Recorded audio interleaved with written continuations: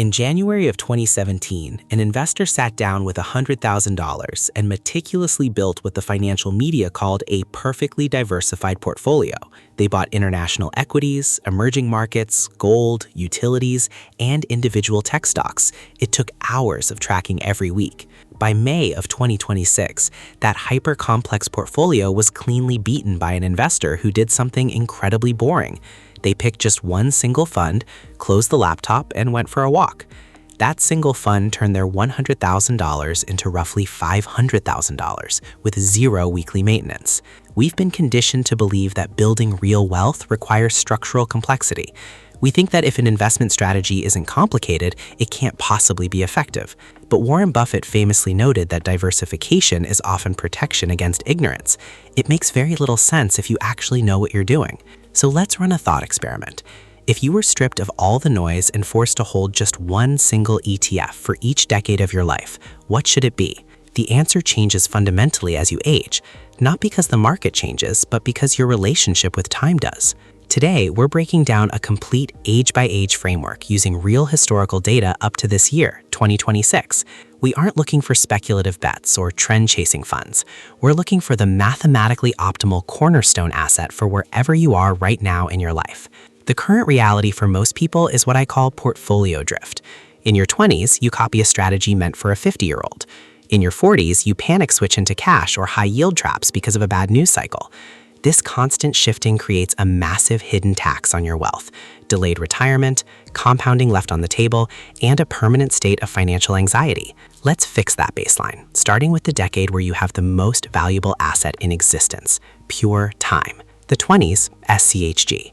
When you're in your 20s, your single greatest mathematical advantage is your ability to endure short-term volatility in exchange for massive long-term compounding. You don't need immediate cash flow. You need companies that take their revenue and aggressively plow it back into their own growth.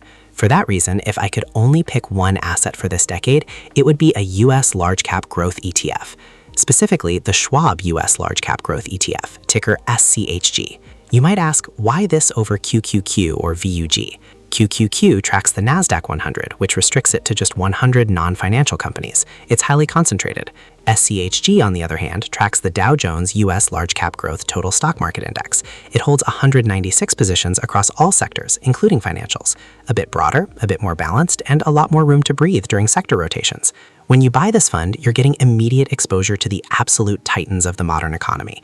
And the cost to own it? An expense ratio of just 0.04%. That's $4 per year for every $10,000 invested. Notice something. The trailing dividend yield is an exceptionally low 0.37%.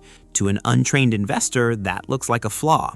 To an intelligent investor, that's a feature. You do not want these companies writing you a check in your 20s. You want them using that cash to build data centers, acquire competitors, and scale operations. Income can come later. Right now, you want growth. Look at the data. From January 2017 through May of 2026, SCHG averaged roughly 19% per year in total return. That means $100,000 left alone became approximately $500,000 simply by holding and doing nothing else. Yes, it will experience sharp drawdowns. There will be years it drops 20, 25, even 30%. That's not a bug in the strategy, it's the price of admission for long-term outperformance. If you're 24 and can leave the money alone, volatility is just noise. The mistake most young investors make is reacting to that noise. The 30s, VOO. As you move into your 30s, life gets more serious. Mortgages, families, career pivots. The stakes of a 30% drawdown feel different at 34 than they did at 24, and your portfolio strategy should reflect that. The single choice for your 30s is the bedrock of global finance, an S&P 500 index fund, specifically Vanguard's S&P 500 ETF, ticker VOO. VOO gives you immediate ownership of 500 of the largest, most stable U.S. corporations. There are alternatives like SPY, but SPY is optimized for active day traders and carries a higher fee. VOO gives you the exact same exposure for just 0.03%, $3 a year per $10,000 invested. Look at how the risk profile shifts here. In SCHG, your top 10 holdings made up more than half the fund. In VOO, because it spans 500 companies, concentration risk is diluted. Tech exposure drops to around 33%, while financials step up as the second largest sector. You keep the same top names, Nvidia, Apple, Microsoft, but now they're a smaller slice of a much larger pie. Holding VOO over the same multi-year period would have turned $100,000 into roughly $374,000, delivering a highly respectable 15% annualized return, alongside a quiet 1.06% dividend yield you can reinvest without thinking about it. And here's a number worth pausing on. VOO is now the largest ETF in the world by assets under management, sitting at over $1.6 trillion. There's a reason that number is that large. It's the default long-term holding for a lot of serious investors, not because it's exciting, but because it works. The 40s, VTI. By the time you reach your 40s, you likely have a clearer picture of your peak earning potential. Your portfolio size is no longer trivial. At this stage, a subtle but vital shift needs to happen. You want to capture the growth of the entire economy, not just the megacaps dominating the headlines. The single choice for your 40s is the Vanguard Total Stock Market ETF, ticker VTI. Instead of limiting yourself to the 500 largest companies, VTI broadens your horizon to over 3,520 holdings, large cap, mid cap, and small cap, every major sector. It's essentially the entire US economy in a single ticker. Historically, VTI has trailed VOO by just a fraction, averaging around 14.6% per year, turning that same $100,000 into roughly $356,000. The same dividend yield, the same 0.03% expense ratio. So why take that slight haircut on returns? Because you're buying insurance against a structural regime shift. If mid-cap and small-cap value stocks begin to outperform mega-cap tech over the next decade, and historically cycles like that do happen, VTI captures that rotation automatically. You're not entirely dependent on a handful of tech giants continuing to dominate. That's not a small thing when your portfolio has grown large enough to make concentration risk a real threat. The 50s, VIG. Now we enter the critical zone. Your 50s are when the structural psychology of investing changes entirely. Here's the hidden trap most people fall into. They realize retirement is only a decade away, panic about market crashes, and immediately dump their growth assets into high-yield dividend funds or long-term bonds. This is a massive mistake. In your 50s, your money still needs to grow because it has to last you another 30 to 40 years. You don't want high dividend yield yet, you want dividend appreciation. My single choice for this decade is the Vanguard Dividend Appreciation ETF, ticker VIG. VIG doesn't chase the highest paying stocks, it looks for the highest quality companies that have a proven track record of growing their dividend year after year, meaning they've been financially healthy enough to keep raising payouts through multiple downturns. The fund holds around 334 positions, led by blue chips like Broadcom, Apple, and Microsoft. Expense ratio, just 0.06%. Here's the number that actually matters at this stage of life.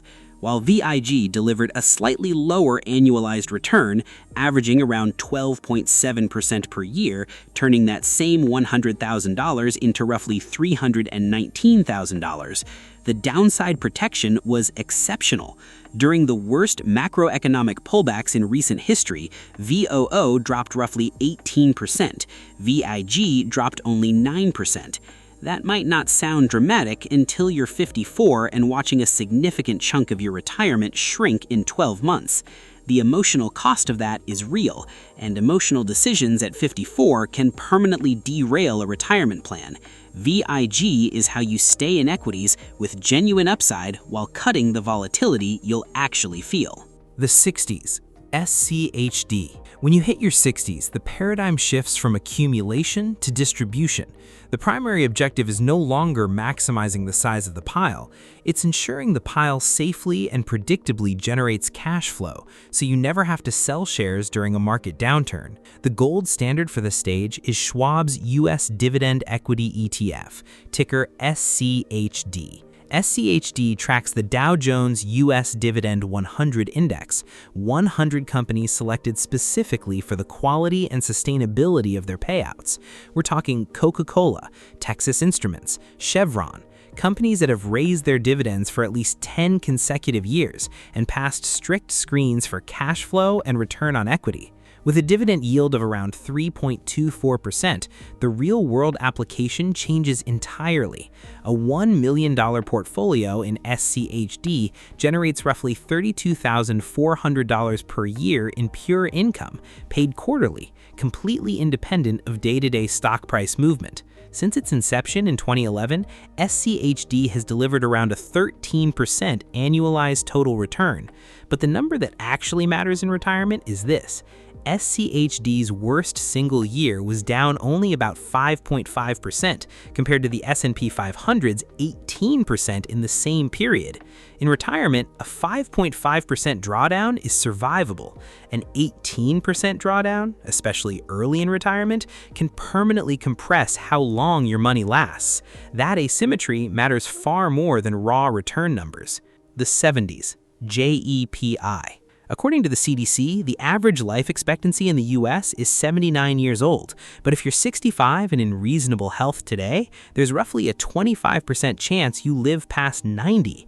That's not a statistic most people take seriously enough when they're planning. Planning for your 70s isn't just about income, it's about income that doesn't run out. For this stage, my pick is JEPI, JP Morgan's Equity Premium Income ETF. JEPI is a fundamentally different animal than everything else we've discussed today. It's an actively managed fund that holds defensive large-cap U.S. stocks and overlays a covered call option strategy to generate income. That's also why the expense ratio is higher, at 0.35%, and why it's not very tax efficient inside a standard taxable brokerage account. Ideally, you hold this in a Roth IRA or traditional IRA to avoid that friction. Over the past year, JEPI has paid out a trailing dividend yield of approximately 8.44%, distributed as consistent monthly income. On the median retirement savings of around $432,000, which is roughly where the average American lands in their 70s, according to Empower, that generates about $36,400 per year, or right around $3,000 per month. Now, a yield that high deserves scrutiny. A large portion of JEPI's income comes from options premiums, not traditional dividends. That's what makes it tax inefficient outside a retirement account. The income also varies month to month, and in strong bull markets where stocks just go straight up, JEPI tends to lag because the option strategy caps some of that upside. Morningstar notes the fund's yield has ranged between 8 and 12% since inception, so it's not always this high, and it can move around. That said, the downside protection is genuinely impressive. Since inception in May 2020, JEPI's worst year was down only about 3% compared to the S&P 500's 18% in that same 2022 downturn. Over the last 5 years, it has averaged about 7.7% per year in total return. For someone in their 70s who may also have Social Security, a pension, or other income sources, JEPI isn't supposed to be the whole picture, but as a core income-generating holding inside an IRA for consistent, predictable monthly cash flow with low downside risk, it's one of the most compelling options in the market for this stage of life. If you have a different pick for any of these decades, something I didn't cover or something you'd argue deserves to be here, I'd genuinely like to hear it. Drop it in the comments. These conversations are how most of us actually get better at this. And as always, past performance doesn't guarantee future results, but understanding the logic behind each choice, that's yours to keep, regardless of what the market does.